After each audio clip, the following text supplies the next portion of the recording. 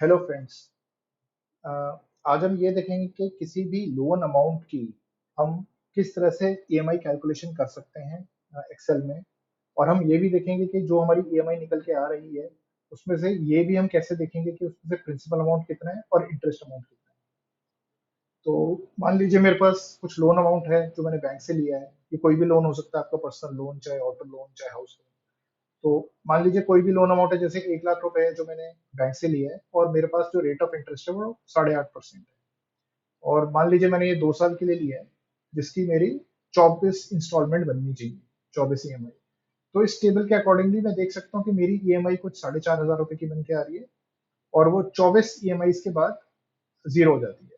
ठीक है, मेरा जो आउटस्टैंडिंग अमाउंट है वो जीरो हो जाता है। अब यही अगर मैं इसको 3 साल कर देता हूँ तो 36 इंस्टॉलमेंट बनती है, तो मेरी ईएमआई थोड़ी सी रिड्यूस हो जाती है।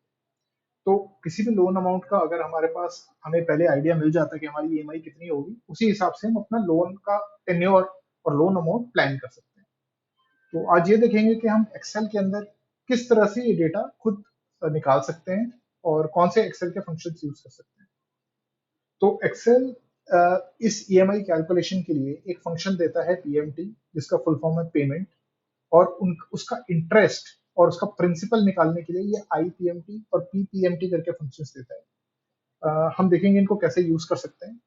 तो इसी टेबल को अगर मैं दोबारा से लिखना चाहूँ, जनरेट करना चाहूँ, तो मेरे पास यही है, 8.5% है। मान लीजिए 2 साल है, 24 महीनों का जो मेरा टेन्योर है लोन का, और 1 लाख रुपए मेरा लोन अमाउंट है। तो हम स्टार्ट करते हैं। जैसे मेरा आउटस्टैंडिंग 1 लाख रुपए है, तो अब ईएमआई निकालने के लिए मैं यही फंक्शन यूज करूंगा, पीएमटी।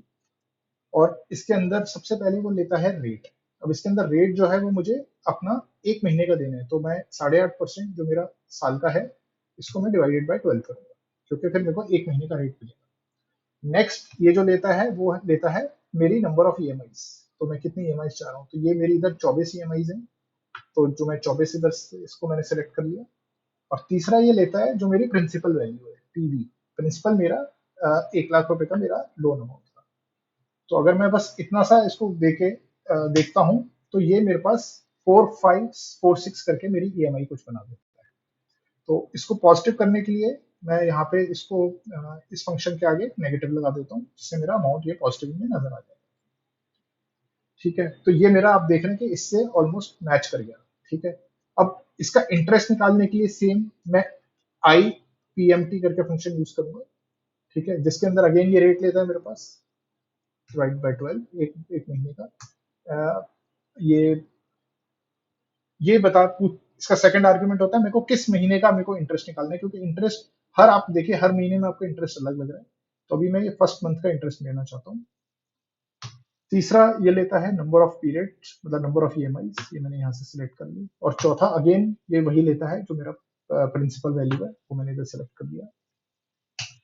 तो ये मेरा 708 रुपए का मेरा इंटरेस्ट दिखाता है, और इसको अगेन मैं नेगेटिव चूज कर लेता हूँ ताकि मेरी वैल्यू पॉजिटिव में शो। प्रिंसिपल के लिए अगेन मैं पीपीएमटी फंक्शन यूज करूंगा। मैंने नेगेटिव पहले इसको यूज लगा दिया आगे। अगेन मेरा इंटरेस्ट डिवाइड बाय 12। मेरा किस मंथ का मैं प्रिंसिपल निकालना चाहता हूँ, क्योंकि प्रिंसिपल अगेन मेरा हर मंथ चेंज हो रहा है, तो मैं भी फर्स्ट इसका निकालना चाहता हूँ, फर्स्ट मंथ का। उसके बाद मेरे पीरियड और मेरा प्रिंसिपल वैल्यू। तो आप देखते हैं कि मेरा ये पहले मंथ का मेरा प्रिंसिपल इंटरेस्ट ईएमआई आ गया। और जो मेरा 1 महीने के बाद आउटस्टैंडिंग होगा, वो मेरा जो 1 लाख अमाउंट था माइनस मेरा प्रिंसिपल हो जाएगा। तो 1 महीने के बाद मेरा आउटस्टैंडिंग अमाउंट बचता है।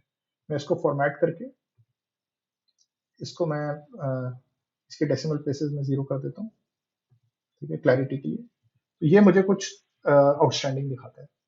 अब यही मैं टेबल के अंदर बाकी इस फंक्शंस को कॉपी कर सकता हूँ, और मैं देख सकता हूँ कि कब जाके मेरा हर मंथ में मेरा कितना आउटस्टैंडिंग बचा है। तो इसको थोड़ा फॉर्मूले को जनरेट बनाने के लिए, क्योंकि ये मेरी वैल्यू कांस्टेंट है, मेरी कॉपी करते हुए चेंज नहीं होनी चाहिए, तो मैं इसके आगे डॉलर लगा देता हूँ, $5। ठीक है, इस इंटरेस्ट के आगे भी मैं डॉलर लगा देता हूँ हर फॉर्मूले में, जो वैल्यूज चेंज नहीं होंगी उनके लिए। ठीक है, अब ये G8 मेरे को हर चाहिए कि हर मेरे सेल के अंदर इसकी वैल्यू चेंज हो, दूसरी रो के अंदर ये G9 हो।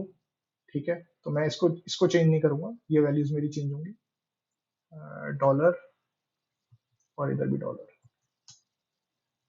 और सेम प्रिंसिपल के अंदर